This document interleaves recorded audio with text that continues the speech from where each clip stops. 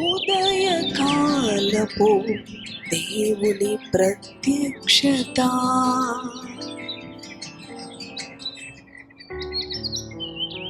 Praise the lord, హల్లెలూయా. ప్రభు నందు ప్రియ దేవుని బిడ్డలారా, ప్రభు యొక్క అత్యంత కృపను బట్టి మరి యొక్క ఉదయకాల దేవుని ప్రత్యక్షపు వాక్కులోనికి వచ్చి ఉన్నాము.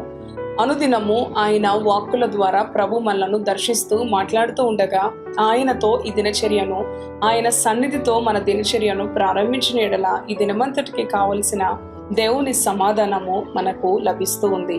మన పరిశుద్ధ గ్రంథములను తెరిచి ఉదయకాల ప్రత్యక్షపు దేవుని వాక్కును ధ్యానం చేసుకుందాం.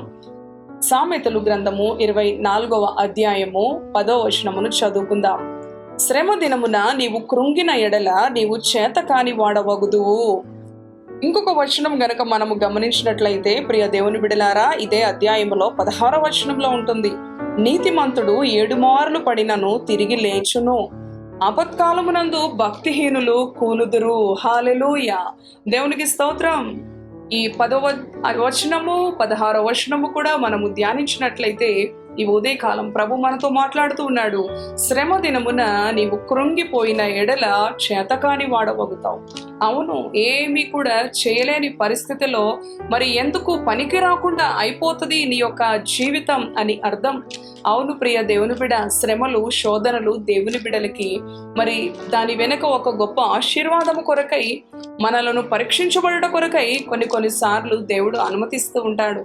అవును ప్రియ దేవుని బిడలారా, ఆనాడు యోబు ఎన్నో శ్రమలకు గురి అయినాడు. తద్వారా మెండైన ఆశీర్వాదం యోబుకి సమృద్ధిగా లభించినది. అలానే పరిశుద్ధ గ్రంథములో ఎంతో మంది భక్తులు వారి జీవితాల్లో ఎన్నో శ్రమలు, ఎన్నో మరణకరమైన అనుభవాలు, ఎంతో మంది శత్రువుల ద్వారా వారికి ఎన్నో యుద్ధాలు, ఎంతో భయము బెదురు అయినప్పటికీ కూడా వారు కృంగిపోకుండా దేవునిని ఆశ్రయించిన వారుగా ఉన్నారు. కాబట్టి 16వ వచనంలో మనం చదువుకున్నట్లు, నీతిమంతుడు 7 మార్లు పడినను తిరిగి లేచును, కానీ చూడండి ఆపద కాలమునందు భక్తిహీనులే కూలెదరు.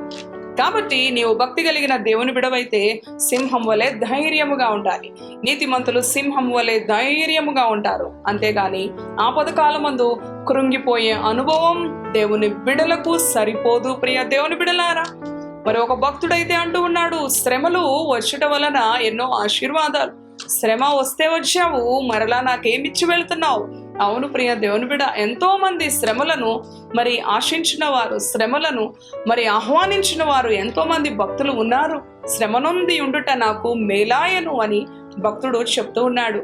ఈ ఉదయకాలము ఏ శ్రమ నిన్ను కృంగజేస్తా ఉంది, ఈ ఉదయకాలము ఏ సమస్య నిన్ను మరి కృషింపజేస్తా ఉంది, నిన్ను నిస్సహాయంగా చేస్తా ఉంది. ఏ పరిస్థితిలో ఉన్నప్పటికీ నీవు ఏం పలకాలో తెలుసా? దావీదు భక్తుడు చెప్తున్నాడు కదా, గడాంధకారపు లోయ అనుభవంలో నేను సంచరించిన ఏ అపాయమునకు నేను భయపడను. ఎందుకంటే అపాయములు అనేవి మరి చూడండి, భక్తిహీనులే కూలెదరు. ఆపత్కాలమందు దేవుని బిడలను ఆయన భద్రపరిచే దేవుడు. నీతిమంతుడు 7 మార్లు పడినా తిరిగి లేగుస్తాడు. అవును ప్రియ దేవుని బిడ, ఆయన మనలను లేపే దేవుడు, ఆయన మనలను నిలబెట్టే దేవుడు. మనము పడిన చోటనే మన అవమానమునకు ప్రతిగా రెట్టింపు ఘనతనిచ్చే దేవుడు, మనం కోల్పోయిన దానికి రెట్టింపు అనుగ్రహించే దేవుడు. అవును ప్రియ దేవుని బిడ్డ, ఇంత గొప్ప దేవాతి దేవుణ్ణి మనము కలిగి ఉన్నాం. మనమెంత ధన్యులం. అవును, ఆయన దొరుకు వారు అందరూ కూడా ధన్యులు. ఆయనను కలిగి ఉన్న వారందరూ కూడా గొప్ప భాగ్యవంతులు. అవును ప్రియ దేవుని బిడ్డలారా, ఎందుకంటే మన దేవుడు సర్వాధికారి, ఆయన సైన్యములకు అధిపతియగు యెహోవా యుద్ధశూరుడు.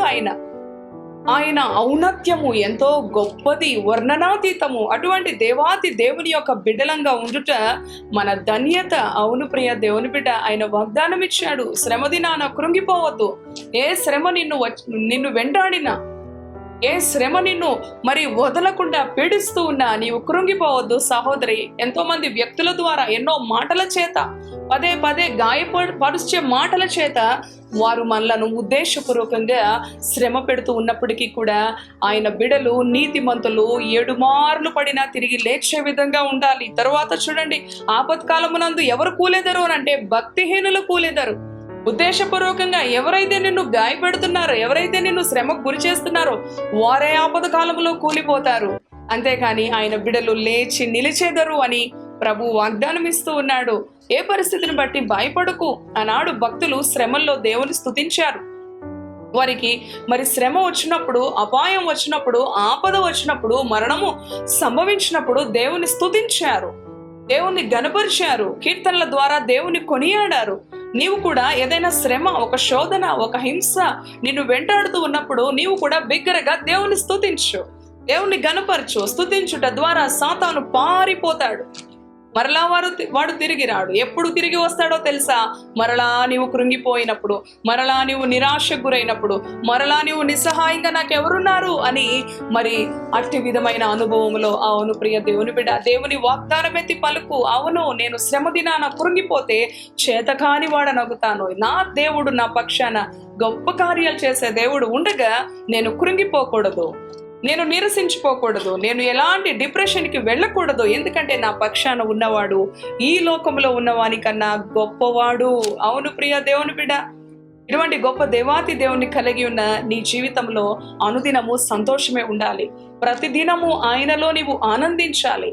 ప్రతి దినము కూడా సాతానుడు ఉదయకాలమే పొంచి ఉంటాడు ఈ దినమంతా నీ ఆనందాన్ని దొంగిలించాలని. అందుకే ప్రభు కూడా ఉదయకాల ప్రత్యక్షపు వాక్కు ద్వారా నీ జీవితంలో ఆనందాన్ని, నీ జీవితంలో వెలుగును, నీ జీవితంలో సమాధానాన్ని, నెమ్మదిని మరి నింపాలి అని ప్రభు మాట్లాడుతూ ఉన్నాడు. కాబట్టి దేవుని వాక్యానికి విధేయత చూపు, దేవుని వాక్యమునందు నమ్మిక ఉంచు. దేవుని వాక్యములో జీవం ఉన్నది. కాబట్టి ఏ విషయంలో శ్రమకు లేకపోతే ఏ విషయంలో నిరాశకు గురి కాకుండా చూడండి. ఆపత్కాలములో ఎవరు కూలెదరు అని అంటే భక్తిహీనులు. కాబట్టి నీవు ఎన్నడూ కూలిపోవు, ఎన్నడూ కృంగిపోవు, ఎన్నడూ కూడా ఏ విషయంలో కూడా ఆయన నిన్ను విడిచిపెట్టే దేవుడు కానే కాడు. కాబట్టి తలలు వంచండి, దేవుడిచ్చిన మాటకు లోబడి దేవుని సహాయాన్ని కోరుకుంటూ మన జీవితాలలో విజయవంతంగా ముందుకి కొనసాగుదాము. ఇటు మాటలు ప్రభు మన వినికిడిలో దీవించునుగాక. తలలు వంచండి, ప్రార్థన చేసుకుందాం. దయగలిగిన తండ్రి, పరిశుద్ధుడా, నీ పరిశుద్ధ నామానికి వందనాలు. అవును ప్రభు, సామెతలు 24:10 అలాగే 16 వచనాలను మేము ధ్యానం చేసుకుని ఉన్నాం. శ్రమ దినమున కృంగిన ఎడల చేతకాని వాడవగు, కానీ నీతిమంతులు 7 మార్లు పడినా తిరిగి లేస్తారు. ఆపత్కాలమందు భక్తిహీనులే కూలిపోతారు. భక్తి కలిగిన వారు ఎవరు కూలిపోరయ్యా. నిన్ను కలిగిన వారు ఎవరు కూడా కృంగిపోరయ్యా, కృషించిపోరయ్యా, దిగజారిపోరయ్యా, ఓడిపోరు ప్రభువా. నీ బిడ్డలను ఎన్నడూ నీవు నిరాశ్రయులుగా విడిచిపెట్టలేదు ప్రభువా. అరణ్యములోనే వారిని ఎంతో క్షేమం ఇచ్చి భద్రపరిచిన దేవుడు అయ్యా. తండ్రి, పగలు మేఘస్తంభంగా, రాత్రి అగ్నిస్తంభముగా ఉన్న దేవుడు అయ్యా. వారికి శ్రమ ఎదురైనప్పుడు ఆ శ్రమ నుంచి వారిని విడిపించావయ్యా.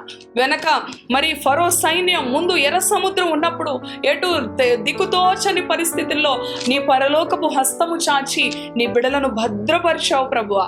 అటు రీతిగానే ఉదయకాలము ఈ మాటలు విన్న నీ బిడలను లేవనెత్తు. దుష్టుడు ఎన్నో విధాలుగా నీ బిడలను తండ్రి కృంగుదలకు, నిరాశకు, నిస్పృహకు లోన్ చేస్తూ ఉండగా యేసు నామములో దుష్టుని తంత్రముల నుంచి నీ బిడలకు విడుదల దయచేయమని, నీ బిడలను నాయనా నీ మెండైన రెక్కల నీడలో భద్రపరచమని. నీతిమంతుడు 7 మార్లు పడినను తిరిగి లేచును అన్నావు ప్రభువా. లేచి నిలిచి నిన్ను ఘనపరిచే బిడలుగా లేవనెత్తు.